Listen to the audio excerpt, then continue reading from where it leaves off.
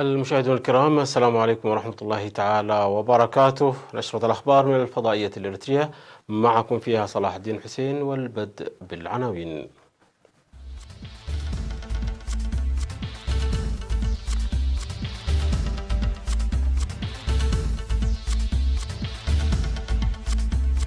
أنشطة زراعية مباشرة في أعالي القاشي وشامبوقو.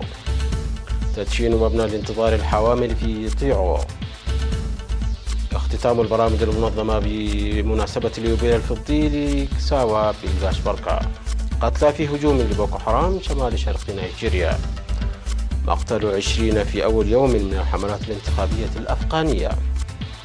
وإعادة سفينة صيد من كوريا الشمالية تجاوزت الحدود البحرية.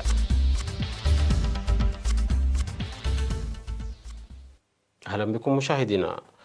ذكر مزارعو مديرية أعالي القاش وشامبوقو بأن الجرارات الزراعية التي جهزتها الحكومة بأسعار مناسبة لعبت دورا كبيرا في إنجاز أنشطتهم الزراعية بسلاسة، وأفادوا بأنهم أنجزوا مسبقا أنشطة متنوعة مثلت في حفظ المياه وحماية التربة، ومع بداية الخريف شرعوا في زراعة أراضيهم بكل ما يملكون من معدات زراعية، إلا أنهم ومع قدوم الجرارات الحكومية تحصلوا على الخدمات الجيدة. وذكر المزارعون بأن الجرارات التي تتغاضى في الساعة ما بين 300 و 350 ناقفة ساهمت في إنجاز أعمالهم في الوقت المحدد، مطالبين بتصحيح عملية تأخر الجرارات في مديرية شامبوقو. من جهتهما أوضح المدير التنفيذي لمديرية أعالي القاش السيد قبرمتين كيداني ومسؤول وحدة التنمية الاقتصادية في مديرية شامبوقو السيد برخت محاري بأن الجرارات الموزعة في أعالي القاش كانت 19، فيما كانت الجرارات الموزعة في شامبوقو 50 جرارا، مشيران إلى أن تلك الجرارات لعبت دورا كبيرا في إنجاز الأعمال الزراعية في وقت وجيز.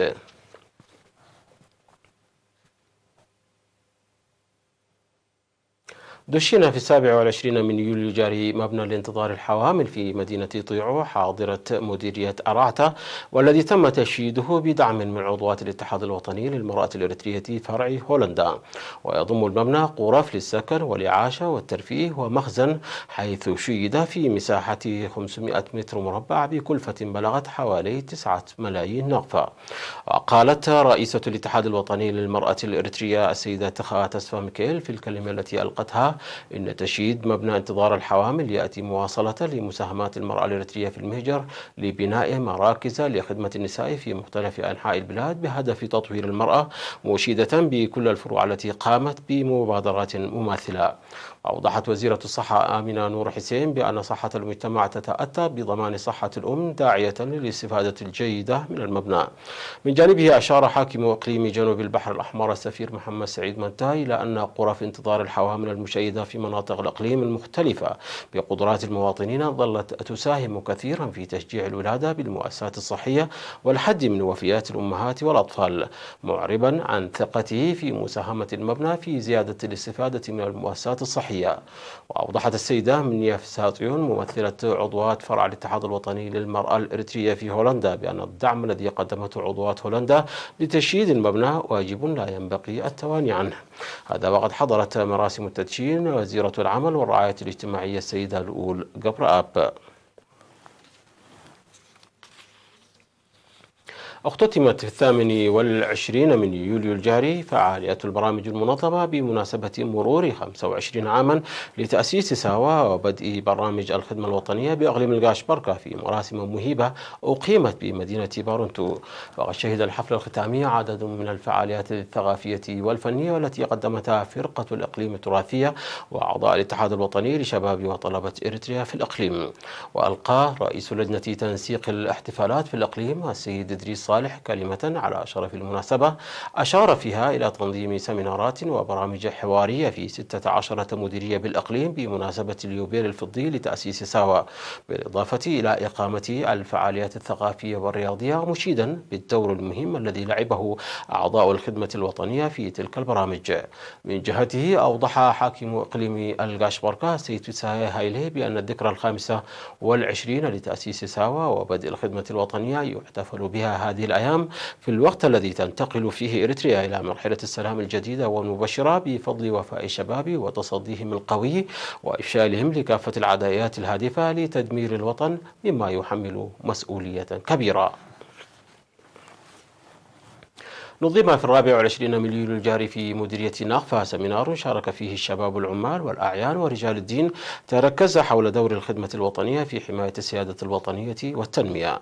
وفي السمينار الذي أعد بمناسبة اليوبيل الفضي لتأسيس ساوى وبدء الخدمة الوطنية، ذكر مدير المديرية السيد يعقوب إدريس أن الشباب المتخرجين من ساوى صنعوا المعجزات خلال 25 عاما الماضية، وارثين أمجاد آبائهم وإخوانهم. وأضاف قائلا أن الصمود والثمن الباهظ الذي دفعوه للذود عن الوطن والدفاع عنه تاريخ ستتوارثه الأجيال اللاحقة. وأشار إلى دور ساوى الكبير في بناء الشباب وتنشئتهم بالقيم المجتمعية وتعزيز البرامج التنموية، متسلحين بالمعرفة الأكاديمية والمهنية، معبرا عن تهنئته لجميع منتسبي دفعات الخدمة الوطنية.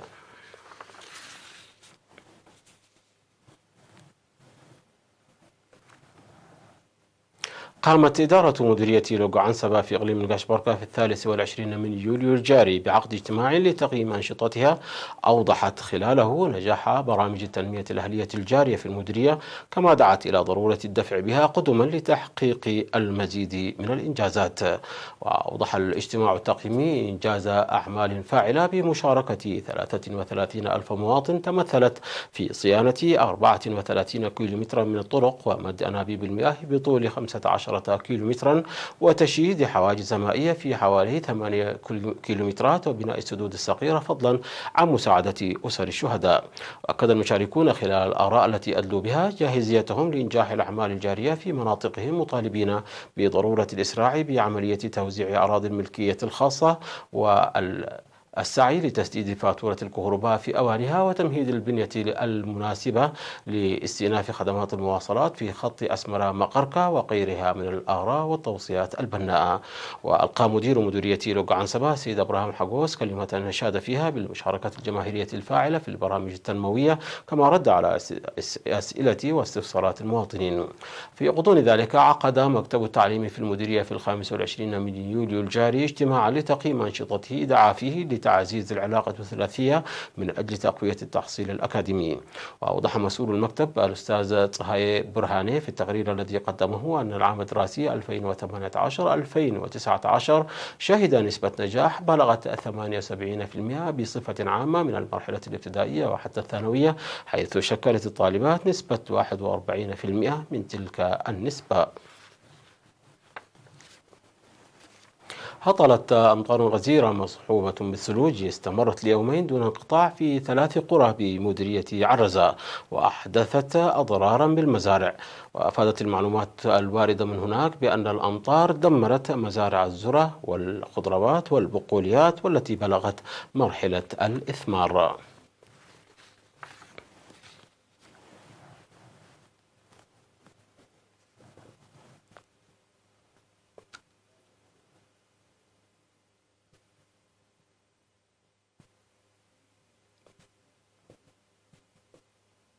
مشاهدينا، نشرتنا تتواصل من الفضائية الإريترية، ولكن بعد فاصل قصير فابقوا معنا.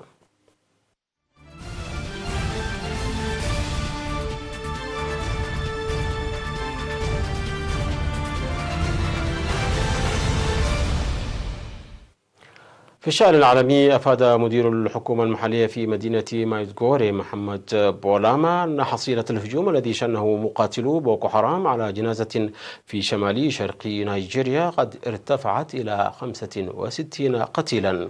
وتأتي هذه الحصيلة بعد العثور الأحد على عشرات الجثث الأخرى إثر الهجوم الذي وقع في قرية قريبة من مدينة مايدغوري عاصمة الولاية التي تحمل الاسم نفسه. وأوضح بولاما أن 20 شخصا قد قتلوا في الهجوم الأولي، فيما قتل عدد كبير بينما كانوا يحاولون مطاردة الجهاديين. وقال بولاما أنه يعتقد أن سبب الهجوم هو مقتل 11 عنصرا من مقاتلي بوكو حرام قبل أسبوعين بأيدي سكان محليين، وذلك حين اقتربوا من قريتهم. واستولى السكان على 10 بنادق رشاشة. وتشن بوكو حرام هجمات منذ نحو 10 أعوام، وقد قتلت الآلاف وتسببت في تشريد الملايين في منطقة شمال شرق نيجيريا.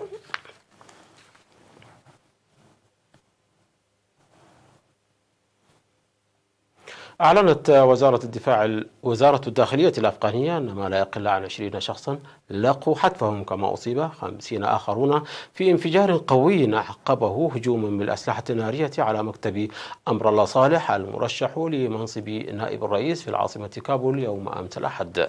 وأصيب صالح المرشح لمنصب النائب مع الرئيس أشرف غني بجروح طفيفة في الهجوم.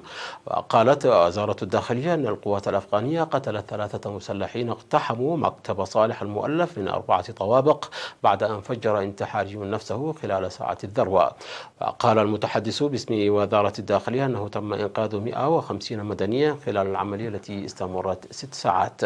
ولم تعلن أي جماعة مسؤوليتها عن الهجوم الذي وقع بعد ساعات فقط من بدء غني وصالح وأكثر من 12 سياسيا أفغانيا حملاتهم الانتخابية التي تستمر لشهرين.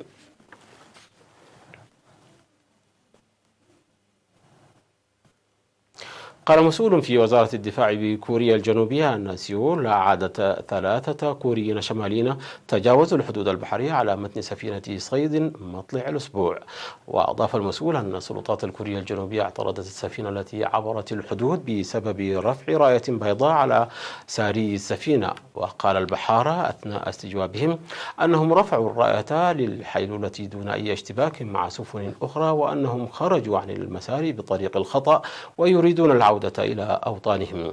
وأضاف المسؤول أن الجيش الكوري الجنوبي سلم البحارة والسفينة للسلطات الكورية الشمالية عند الحدود البحرية.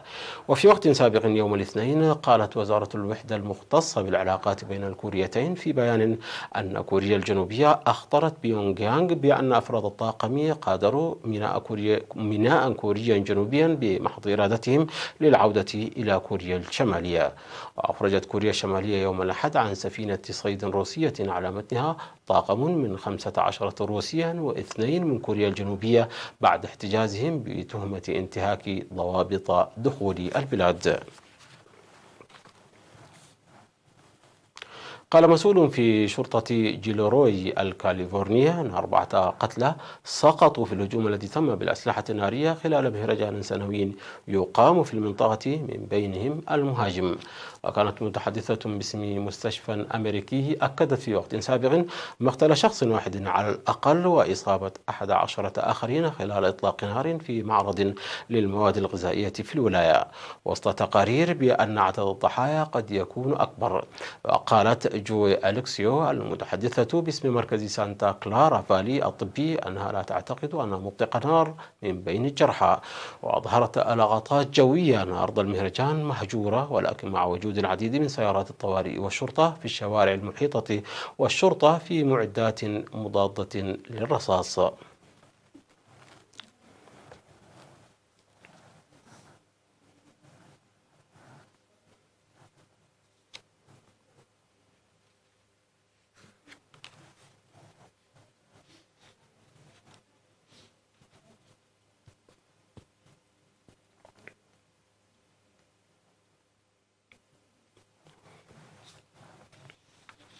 مشاهدينا، انتهت النشرة. شكرا على حسن المتابعة. تحية لكم أينما كنتم. إلى اللقاء.